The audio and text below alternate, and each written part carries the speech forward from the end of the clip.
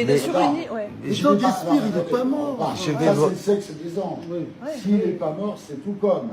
Non, pas forcément. Merci, monsieur Thierry Ardisson. C'est pas parce qu'on ne bouge pas qu'on n'est pas mort. On peut parler de... Mais attendez, vous n'allez pas décréter l'euthanasie d'État maintenant, mais c'est n'importe quoi. Vous savez, je sais que monsieur, je sais que vous avez beaucoup intérêt en tant que Français à ce que le régime du président Bouteflika perdure. Et je vous donne un exemple. 65%. Mais j'ai le droit de répondre. 65% du gaz dans le désert algérien d'une wilaya, un département qui s'appelle Adrar, appartient à Gaz de France, aujourd'hui Engie, jusqu'en 2043. Je sais que vous adorez le régime de monsieur. Pourquoi c'est à côté? On n'est pas à la botte d'Engie. Vous m'interdisez de répondre à ma façon. Il n'est pas mort, mais c'est tout comme. Oui, j'ai du mal à comprendre votre légitimité à en parler. Il ne faut pas m'inviter, cher monsieur. Moi, je ne suis pas la puissance invitante. Moi, je suis la puissance invitante. Et je vous invite pourquoi? Parce qu'aujourd'hui, en Algérie, qui sont les candidats qu'on connaît à part Rachid? Non, maintenant, excuse-moi, Rachid Nekaz, moi je l'ai connu indemnisant les femmes qui transgressaient la loi française en ce qui concerne le voile islamique. A priori, ça ne vous donne pas un magistère intellectuel et moral particulier pour parler de ce qui se passe en Algérie. Et par ailleurs, le fait que vous présentiez par l'intermédiaire de votre cousin, ça ne vous confère pas non plus un sérieux particulier. C'est pas pire que de se présenter à un 5e mandat quand on est mort. Je ne dis pas le contraire. Alors, je peux faire une petite remarque? Mais je vous y invite expressément. Merci. Alors d'abord, ce n'est pas le voile islamique qui est autorisé en France, mais le niqab. Niqab qui couvre, on va dire, le visage dans son intégralité. Si j'ai décidé de payer, et je continue à payer les amendes concernant les femmes qui portent le niqab librement en France et dans 8 pays européens, c'est parce que j'ai une attitude voltairienne. Et je crois que M. François-Olivier Gisbert peut me rejoindre sur cette thématique. Voltaire avait défendu la dignité. Je peux vous donner un cours de philosophie si vous le souhaitez. Non, mais donnez-moi des cours de philosophie. Moi, je sais que vous avez dépensé quand même 317 000 euros vous avez dépensé 317 000 euros pour payer des amendes aux personnes qui portaient des niqabs et vous vous déclarez musulman laïque. Moi, j'ai du mal à suivre. Alors, Voltaire n'était pas protestant, mais il a défendu la dignité de M. Calas, qui avait été condamné par le tribunal, le Parlement de Toulouse. La comparaison n'est pas raison. Je peux finir. Et il a réussi à réhabiliter la dignité et l'honneur de M. Calas. Et Voltaire disait, pour schématiser, même si je ne suis pas d'accord avec ton opinion ou ta philosophie, je me battrai jusqu'à la mort pour que tu aies le droit de l'exprimer. J'ai écrit un livre qui s'appelle Le Voltaire du niqab et qui explique ma démarche et mes combats dans 20 pays depuis 18 ans. Et si je peux me permettre, je défends aussi la liberté des femmes qui refusent de porter le voile en Iran. Je me suis rendu... Vous payez quoi pour elles? Vous payez des maillots de bain? Je vais vous répondre au-delà de la caricature, chère madame. Non, mais vous êtes dans la caricature, monsieur. J'ai fait libérer 29 femmes à Téhéran le 8 mars 2018 parce qu'elles avaient refusé de porter le voile et j'en suis très fier. Première chose, est-ce une raison pour enfreindre la loi et inciter à l'infraction de la loi en France? Première chose, mais surtout, votre exemple qui consiste à citer Voltaire est absolument ahurissant. Pourquoi? Parce que Voltaire s'est battu pour que des gens comme Calas, des gens comme le Chevalier de la Barre, échappent à l'intolérance religieuse qui est exactement celle qui est prônée par l'idéologie que défendent ces femmes qui portent le niqab. C'est-à-dire que ce niqab est une façon de refuser la société en expliquant qu'il y a une barrière et qu'on ne va pas se mêler aux autres. C'est une conception de la séparation qui est le contraire absolu de tout ce qu'a défendu Voltaire.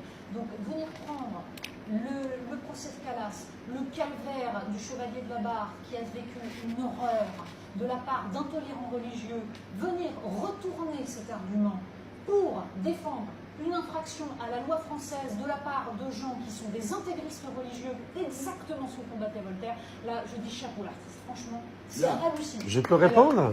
Oui, répondez ensuite Raquel. En 2 temps. M. Calas était déjà mort lorsque Voltaire l'a défendu, première chose. Et sinon, quand je paye les amendes, je peux répondre, c'est pas grave. Permettez-moi de répondre, s'il vous plaît. Madame, je peux répondre, s'il vous plaît? Lorsque je paye l'amende, j'annule l'infraction. C'est ce qu'on appelle le droit. Donc je ne suis pas en infraction avec la loi.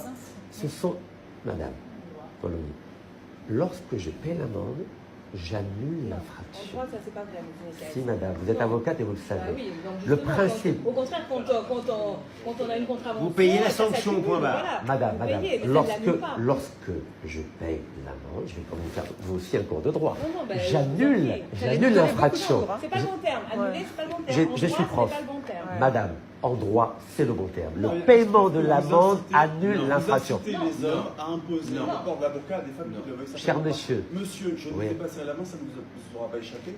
Je crois très sincèrement que vous avez préféré la cravate à la barbe. Il me semble que vous êtes un islamiste bon teint, certes, mais un islamiste. Vous cautionnez toutes les dérives de l'islamisme radical en France, vous les incitez, vous êtes un proche ami de Tariq Ramadan, vous avez d'ailleurs manifesté pour sa libération, vous vous targuez d'être proche des milieux islamistes et de pouvoir leur parler. Moi, je ne vous serre pas la main. Je pense que si vous êtes l'alternative aux Algériens, l'alternative à Bouteflika en Algérie, je suis très inquiet pour eux. Je peux répondre, mais allez, je peux répondre. Vous ne m'avez pas serré la main et donc je ne vous répondrai pas. Non, moi je voudrais juste apporter un truc, un argument un peu plus nuancé. Je trouve que tu es un peu le traité d'islamiste comme ça. Moi je pense que peut-être que c'est une stratégie politique, parce que le New York Times vous a baptisé le Zorro du niqab. Je pense que c'est une manière de caresser dans le sens du poil les barbus pour peut-être séduire les futurs votes conservateurs. Non, c'est pas un islamiste. Je vais vous répondre. Alors, attention. Je vais vous répondre. Revenons un peu à l'Algérie, parce que là on a beaucoup parlé de la France et du niqab et des infractions en France. Ah non, mais je m'étonnais que quelqu'un qui s'occupe de la France et du niqab fasse sa campagne en Algérie. C'est tout ce que je disais. Je n'étais pas sur le fond de la philosophie. Ça, Gilles William, ce sont les Algériens qui décideront quel est le rapport qu'ils ont à M. Necaze. Je donnais mon point de vue très modeste. Ce qui m'intéresse, c'est de constater qu'après une décennie sanglante et voilà, un rapport à la religion qui est ce qu'il est aujourd'hui en Algérie, on constate un mouvement qui n'est pas marqué par la religiosité. Ce sont surtout des jeunes, des femmes, voilà. Ça n'est pas du tout marqué par la religiosité. Donc, est-ce que vous ne trouvez pas du coup que vous, ce que vous faites en France et ce dont, voilà, ce qui provoque l'indignation à juste titre de mes camarades, est-ce que vous ne trouvez pas que ça pollue le mouvement populaire qui a lieu aujourd'hui en Algérie pour une démocratie politique dans le plus gros pays de notre voisinage français? Vous savez, en Algérie, ils savent faire la distinction entre mes combats pour les libertés, parce qu'il faut savoir que je paie aussi toutes les amendes des militants des droits de l'homme en Algérie, et ce ne sont pas des islamistes, et mon combat pour incarner l'espoir pour la jeunesse algérienne. Si aujourd'hui je suis l'incarnation de l'espoir et d'un changement pacifique non islamiste en Algérie, c'est parce que la jeunesse algérienne me fait confiance. Je suis le seul qui est capable, en une minute dès que j'arrive dans une ville algérienne, de rassembler 10 000 personnes. Aucun homme politique vous, votre ne le fait. Vous, votre Rachid Necaze. Et maintenant, C'est ma question parce qu'aujourd'hui la jeunesse, l'une des choses que demande la jeunesse à la plupart des candidats, c'est de ne pas se présenter justement pour ne pas cautionner cette élection présidentielle. Alors n'avez-vous pas le sentiment qu'en maintenant cette candidature qui est celle de votre cousin, mais quand même c'est une candidature, n'avez-vous pas l'impression d'aller justement à l'encontre de ce qui est demandé par la jeunesse algérienne actuellement? Je vais vous répondre très simplement. J'ai étudié l'histoire et la philosophie à la Sorbonne et ça me sert pour ne pas réitérer des erreurs qui ont été commises par le passé. Il faut savoir qu'en 1991, le processus électoral a été interrompu par l'armée algérienne car l'armée ainsi que la société civile ont refusé de voir la victoire du Front islamique. Salut. Ça a sauvé la heureusement. Je peux finir. Qui a gagné.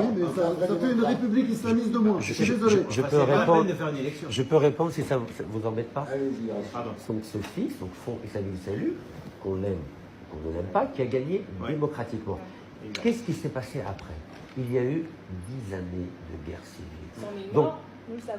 À tous ceux et celles qui aujourd'hui, en 2019, oublient l'histoire politique algérienne et qui demandent l'annulation de cette élection présidentielle sont, à mon sens, irresponsables. Nous avons des institutions en Algérie. Nous avons la police, nous avons l'armée, nous avons la diplomatie, nous avons un conseil constitutionnel. Je ne souhaite pas qu'il y ait d'ingérence dans mon pays pour qu'il y ait annulation de cette élection présidentielle. Et je souhaite qu'on aille... Je peux finir, s'il vous plaît? Vous vous présentez contre une photo. C'est pas grave.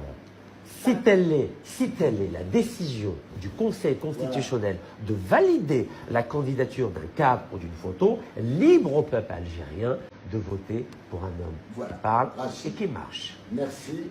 La conclusion pour vous, Adrien Quatennens. Moi, je ne voudrais surtout pas qu'on raconte ce qui est en train de se passer en Algérie, parce que je dis que c'est une manifestation, mais moi, je considère que c'est un processus de révolution citoyenne, comme on peut en voir d'ailleurs de part et d'autre de la Méditerranée, qu'il s'agisse des Tunisiens, des Marocains, du RIF, et souvent d'ailleurs avec des mots d'ordre communs, qui sont ceux de la souveraineté populaire.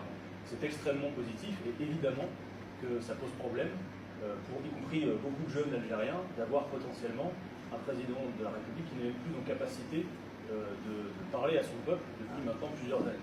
Mais Rachid Nekaz, ma voiture a été embarquée par la fourrière. Est-ce que vous pouvez payer mon amende?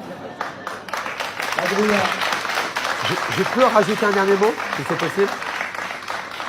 Je peux? Vous savez que la France a une responsabilité importante par rapport à ce qui se passe en Algérie, pour une raison très simple. C'est que la plupart des dignitaires algériens ont des biens mal acquis ici en France et des comptes bancaires qui sont alimentés par l'argent du pétrole et du gaz. Et je lance un appel au président Macron pour qu'il tire les conséquences politiques de cette manifestation pacifique du peuple algérien, qui, je le rappelle, est beaucoup moins violente que les Gilets jaunes. Et je souhaite que le président Macron prenne conscience que si ça dérape en Algérie, il y a un risque d'avoir 2 à 3 millions d'Algériens qui vont quitter l'Algérie sur des bateaux de fortune et qui vont échouer dans le sud de la France, et cela risque d'avoir des répercussions politiques et sociales très importantes en France. C'est faux ce que vous venez de dire. Même pendant la décennie sanglante, il n'y a jamais eu plus de 10 000 Algériens qui sont venus en France. Et les Algériens se mobilisent pour sauver leur pays et rester dans leur pays. Madame, certainement pas pour venir ici comme disent tous les hystériques qui ne voient je peux l'Algérie que répondre. comme une grande bande d'Arabes qui vont traverser Je peux répondre. pour venir ici. Je Ne peux rajoutez répondre. pas Je à peux ce répondre. délire, Il peut répondre quand même. Je peux répondre, j'ai le droit. Bien sûr, mais moi aussi je vous donne mon avis. Bien sûr. Vous parlez de 2-3 millions. Si pendant la décennie sanglante, on a eu que 10 000 Algériens par année, Raquel, tu n'en sais rien. Mais je vais... Raquel, sois modeste. Permettez-moi de répondre. Modeste. Permettez-moi de répondre. Je vous en prie, ça sera le mot de la fin. Depuis 20 ans, 2 millions d'Algériens ont quitté l'Algérie pour venir où? En France, en Espagne, au Canada. Il y a une convention d'entente judiciaire entre la France et l'Algérie qui protège cette mafia des carottes voleurs en Algérie. Je souhaite qu'elle soit remise en question de façon à ce que l'image de la France auprès du peuple algérien reste intacte. Faites confiance au peuple, monsieur. C'est lui la solution. Écoutez, en tous les cas, ravi de vous avoir reçu. Je pense que Merci pour votre ce n'est invitation. pas la dernière fois que nous vous recevrons dans mes émissions. Inch'Allah. Bon courage. Merci beaucoup. Je rappelle le titre de votre livre de Bouteflika, Dictatorship Under Trump Protection, disponible aux éditions MJC. Merci. Merci à vous. Et nous, on se revoit de la pour la suite et une de la semaine avec la nouvelle star de la France Insoumise, le député Adrien Quatennens. À tout de suite.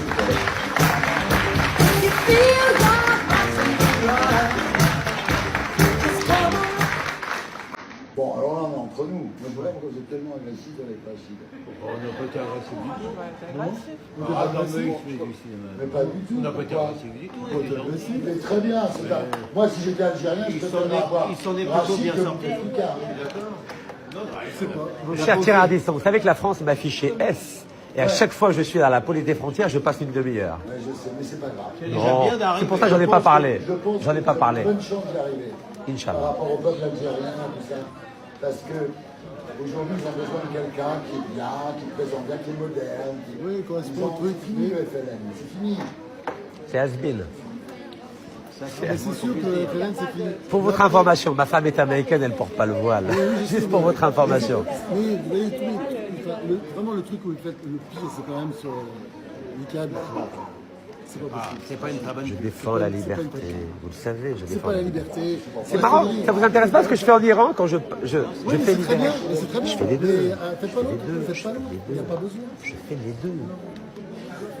C'est comme ça, on va y arriver, c'est trop dur. Merci beaucoup. Au plaisir. Hein. Merci encore. À bientôt. On va le faire là, on va le faire là. Merci beaucoup. Bye bye. Je vais vous déséquiper, vous. Merci, c'est gentil. Alors il l'a mis au pantalon. Il l'a caché. Ouais.